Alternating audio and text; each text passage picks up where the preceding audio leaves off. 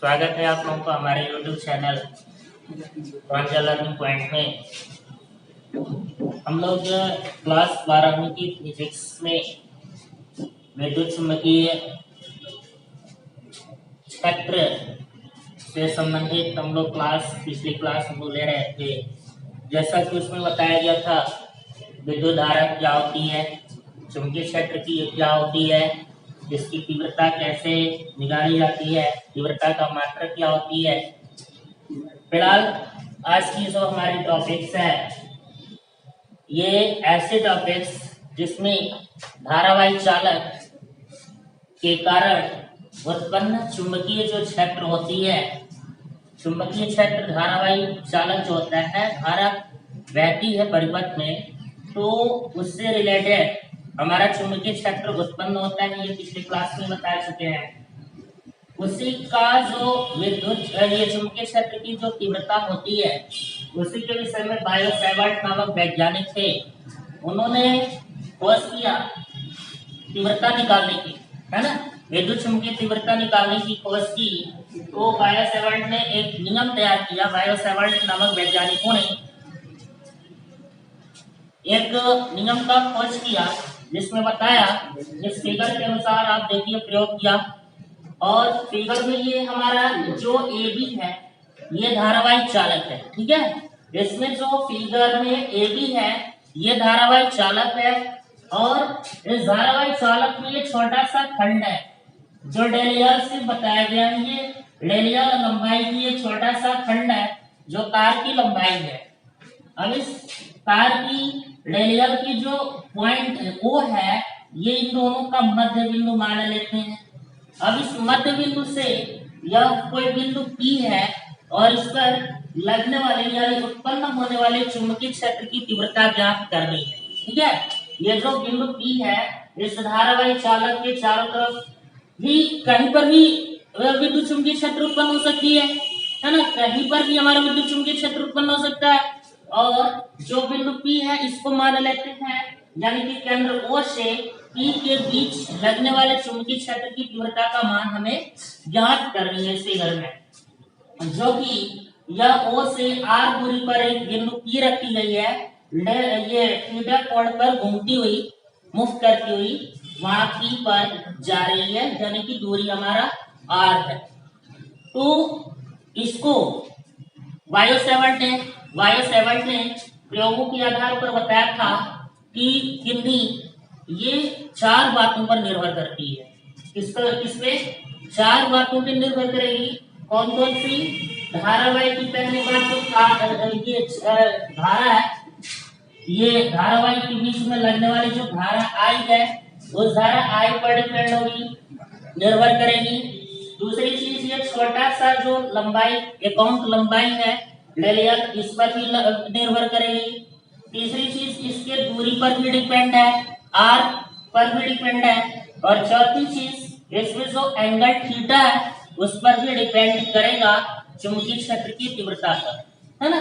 ये इन 4 चीजों पर निर्भर करती है हमारी विद्युत क्षेत्र से निकलने वाली चुंबकीय तीव्रता। तो बायो सेवर्ट ने पहला शर्त क्या लिखा?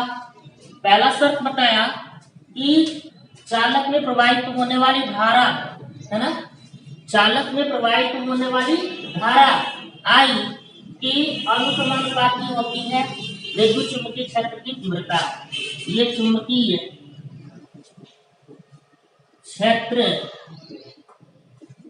B की तीव्रता, है ना, चुंबकीय क्षेत्र B की तीव्रता B है, B अनुक्रमानुपाती होती है I पर डिपेंड करती है, पहली चीज। दूसरा स्ट्रक्चर यही भी अनुक्रमानुपाती होता है ना। बायो सेवर्ट ने बताया था कि इसके लंबाई पर भी डिपेंड होती है। लघु जो छोटा सा खंड हमारा डेलियल है इस पर भी डिपेंड हो रही है डेलियल। ये क्वेश्चन नंबर 2। यही चुंबकीय क्षेत्र जो B है, B अनुक्रमानुपाती होती है। इसकी बीच जो एकांक बनने वाली जो थीटा का मान ले रहा है उसकी ज्या कोण, है ना, ज्या कोण के बराबर ये अनुक्रमानुपाती होती है, यानी कि हो जाएगी ज्या कोण अर्थात साइन साइन थीटा की अनुक्रमानुपाती हो जाएगी। फिर चुंबकीय क्षेत्र की तीव्रता, ये चार मानों पर जो निर्भर करती है, पहला धारा आई पर भी निर्भर करती है, जो कि चुंबकीय क्षेत्र की तीव्रता भी अनुक्रमानुपाती हो गई आई की।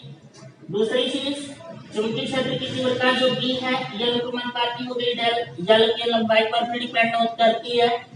तीसरी चीज, जो चुंबकीय क्षेत्र बी है इसकी जो तीव्रता निर्भर करती है उन कोण की ज्या की अनुक्रमानुपाती होती है, ज्या कोण की अनुक्रमानुपाती होती है, अर्थात साइन थीटा की अनुक्रमानुपाती होती है।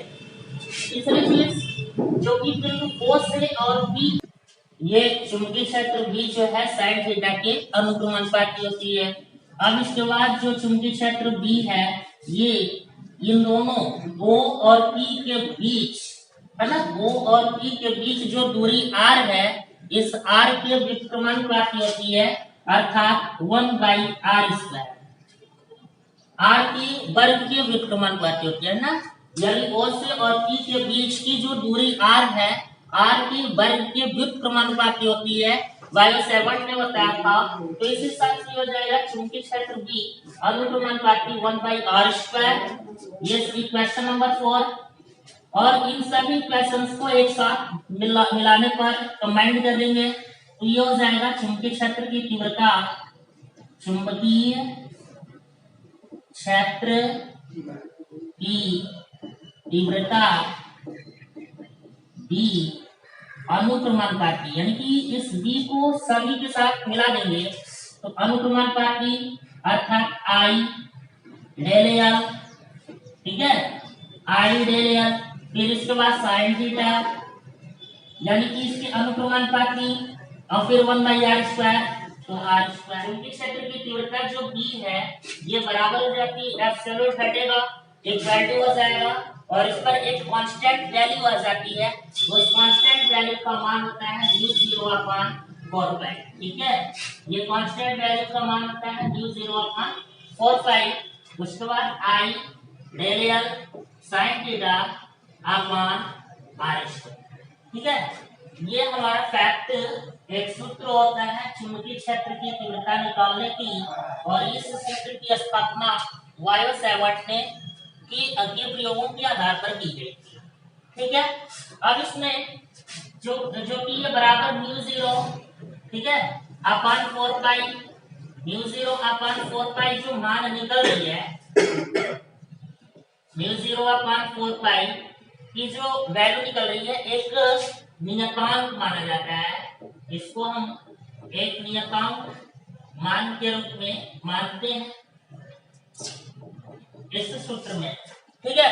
इस सूत्र में μ0/4π एक नियतांक की वैल्यू कांस्टेंट वैल्यू होती है ना, क्योंकि इस μ0/4π इसका टोटल का मान है ना, यहाँ पे लिखना है μ0/4π इक्वल टू इस टोटल का मान 10 के पावर -7 न्यूटन प्रति एम्पियर स्क्वायर होता है ना, न्यूटन प्रति एम्पियर स्क्वायर होता है ना।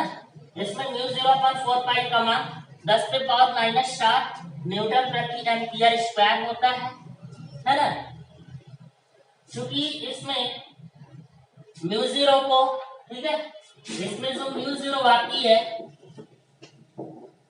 वह विद्युत चुंबकीयशीलता माना जाता है, ठीक है।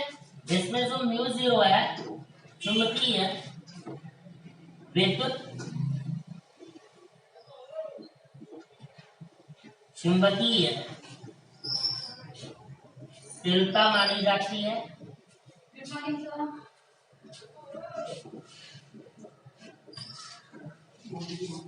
इसमें μ0 को विद्युत चुंबकीय शीलता कहा जाता है। ये सारी चीजें आती हैं, तो हमारा ये की है ना, टोटल μ0 का मान हो जाता है, क्या कर चुकी हम μ0/4π इक्वल टू हो जाती है 10 के पावर -7 की, तो यहाँ पे μ0 क्या हो जाएगा 4π 10 के पावर -7, ये हमारा μ0 का मान हो जाएगा। और यही हमारा बायो सेवर्ट का नियम होता है। क्योंकि ये सूत्र आपको यहाँ डेवलप की गई है, यहाँ पे B इक्वल टू, ठीक है, न्यूमेरिकल आती है तो B इक्वल टू आएगा μ0.45 ideal sine theta upon r square. ठीक है, इसी से हमारे बोर्ड एग्जाम में, यूपी बोर्ड एग्जाम में बेहतर सवाल आती है, न्यूमेरिकल लगाने के लिए सवाल आती है और उसमें डेरियल का मान अलग से दिया रहता है, निकाला जाता है।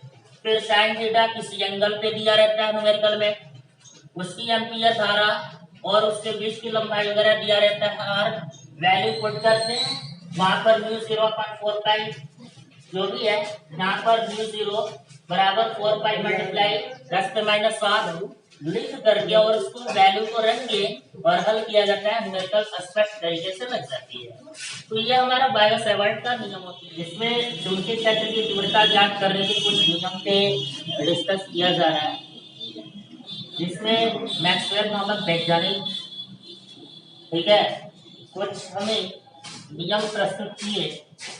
मैक्सवेल की कार्क स्क्रू का नियम सुने होंगे आप, ठीक है, मैक्सवेल की कार्क स्क्रू का नियम बोला जाता है कार्क स्क्रू। जैसे स्क्रू की ड्राइविंग की जाती है स्क्रू वाले, वही सिस्टम इसने बनाया था मैक्सवेल ने। यदि हम दाहिने हाथ को, ठीक है, दाहिना हाथ को हम धारावाहिक चालक जो पेचकस होता है, कार्क स्क्रू का जो पेचकस होता है, सुने होंगे पेचकस, उसको आप ले लीजिए, सिंपल ऐसे पेचकस को पूरा पकड़ लीजिए और इसमें जो स्क्रू ड्राइव किया जाता है इस प्रकार पकड़े कि अंगूठा धारा की दिशा, अर्थात ये अंगूठा जो है, ये अंगूठा इस तरह से हम इस मार्कर को ही मान लेते हैं परिपथ, है ना, विद्युत धारा की परिपथ को मान लेते हैं और ये अंगूठा जो है ये विद्युत धारा I को प्रदर्शित करेंगे। ठीक है, विद्युत धारा I को प्रदर्शित करती है, I की दिशा में हो तो मुड़ी हुई अंगुलियां, जो मुड़ी हुई अंगुलियां अर्थात ये 4 अंगुलियां हैं, ये मुड़ी हुई अंगुलियां चालक के परितः, चालक अर्थात ये मार्कर, ठीक है, चालक अर्थात ये मार्कर चालक के परितः, है ना, चुंबकीय बल रेखाओं की दिशा को व्यक्त करेंगी। यही मैक्सवेल ने प्रस्तुत किया था, है ना। सिंपल अगर हम देखें तो ये हमारा दाएं हाथ, ये दाएं हाथ है और मैक्सवेल ने इसी पर तैयार किया था। हाँ, मैक्सवेल ने इसी पर, इसी कल्पना से वैद्युत चुंबकीय क्षेत्र की तीव्रता को ज्ञात करने का परिकल्पना किया था, है ना।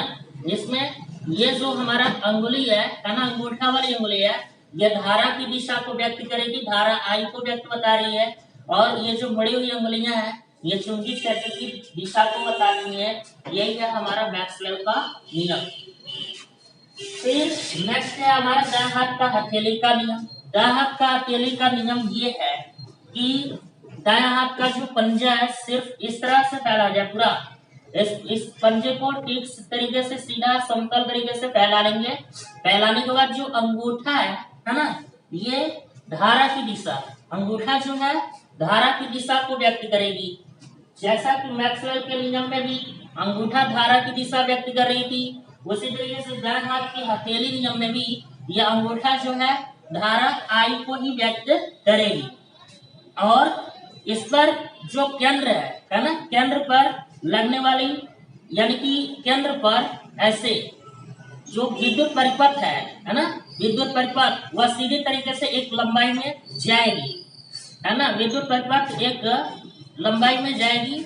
और इस कंडीशन में ये जो हाथ की अंगुलियां होती हैं, ये चारों तरफ जो हाथ की अंगुलियां होती हैं, ये हमारे चुंबकीय क्षेत्र को व्यक्त करेंगे। ठीक है, तो इसमें केंद्र से होती हुई जो विद्युत परिपथ होता है, परिपथ वो जाएगी और बाकी ये जो 4 अंगुलियां ये मुक्त करती हुई राउंड अप करती हैं, ये 4 अंगुलियां जो सीधे तरीके से विद्युत क्षेत्र की जो तीव्रता E होती है उसको दिखाती है। ठीक है, यही है हमारा दाएं हाथ का हथेली का नियम। जो अंगूठा है हाथ की, दाहिने हाथ की जो अंगूठा है वह धारा I को दिखाएगी। जो ये 4 अंगुलियां बिछी हुई है समतल, वह सामने हमारा विद्युत चुंबकीय क्षेत्र की तीव्रता को बताएगी, B को बताएगी। बाकी जो केंद्र से होती हुई लंबाई के तौर पे विद्युत परिपथ जा रही है वह L को दर्शाती है। ये हमारा दाएं हाथ का हथेली का नियम होता है। तो इन 2 नियमों पर हमने बात किया। अब चूंकि मैक्सवेल का जो पेंच नियम होता है, ठीक है, मैक्सवेल की हाथ का जो नियम होती है, उसी आधार पे मैक्सवेल ने दक्षिणावर्त की पेंच के नियम का भी पालन किया था।